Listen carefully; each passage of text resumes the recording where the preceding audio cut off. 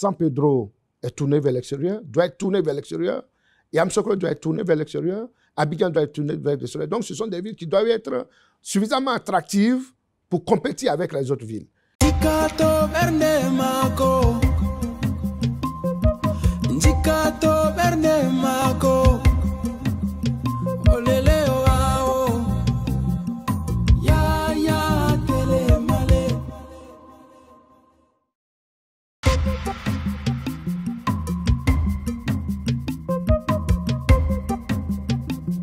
L'armature urbaine ivoirienne est constituée d'une série, d'un ensemble de villes importantes. Et on peut citer entre autres la capitale économique est Abidjan, qui fait à peu près 6 millions d'habitants. Ensuite, nous avons la capitale politique et administrative qui est Yamoussoukro, qui a fait l'objet d'un transfert des administrations, mais qui n'est pas une capitale administrative dans la réalité, puisque le déplacement des administrations n'a pas encore été fait. Ensuite, on a la ville économique, portuaire, qui est San Pedro, qui est au sud-ouest, et qui est la deuxième grande ville économique de la Côte d'Ivoire. Nous avons dans le centre la ville de Bouaké, qui est une ville très dynamique, également économique, qui est drainée par le chemin de fer. Et puis au nord, nous avons Korogo, qui est le pôle régional du nord. À l'ouest, nous avons la ville de Mans, qui est le pôle, qu'on peut dire, régional à l'ouest. Et à l'est, nous avons deux grandes villes, nous avons Bondoukou et Abangourou.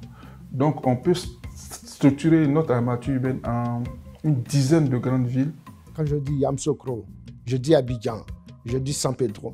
Ce sont ces villes-là qui peuvent compétir avec les autres capitales, les autres grandes villes des pays africains. Donc c'est pourquoi on appelle les gouverneurs globaux.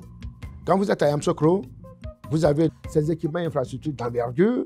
Abidjan, la même chose. San Pedro, la même chose. Donc ce sont des villes qui sont ouvertes. Toutes les villes sont ouvertes sur l'extérieur, mais ce sont des villes qui sont ouvertes et qui peuvent compétir avec les autres grandes villes des autres pays, quoi.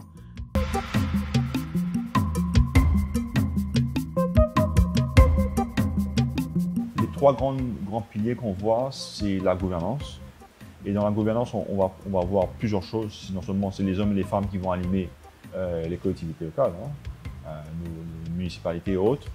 C'est aussi de comment on collecte les recettes pour pouvoir ensuite servir et donner des services aux citadins. Le second élément, c'est la planification, mais pas uniquement la planification dont chaque ville doit avoir un plan d'aménagement urbain, mais aussi comment gérer la croissance.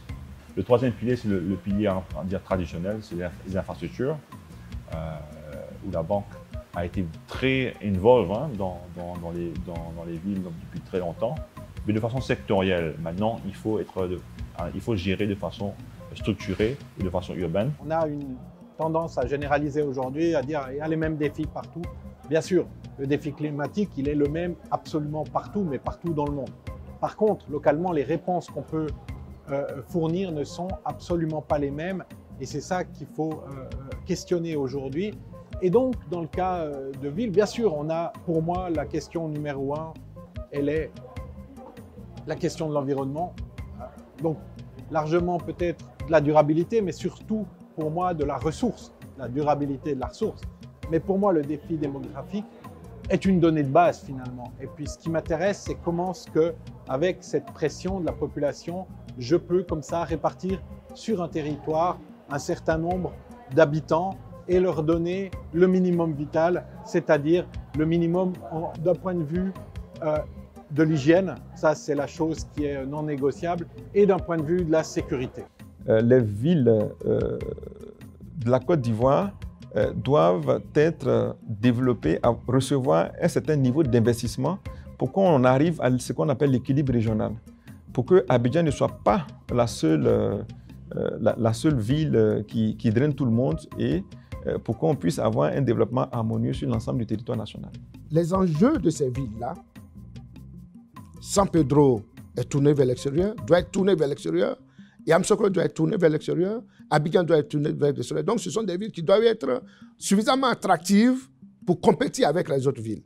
Donc les enjeux à l'intérieur sont des enjeux d'abord économiques, pouvoir y développer des activités économiques pour maintenir la population sur place, des enjeux de développement d'infrastructures de base pour permettre aux populations de bien vivre et avoir toutes les commodités pour pouvoir mener à bien leur activité. Les connecteurs globaux, idem, doivent être aussi attractifs pour pouvoir compétir.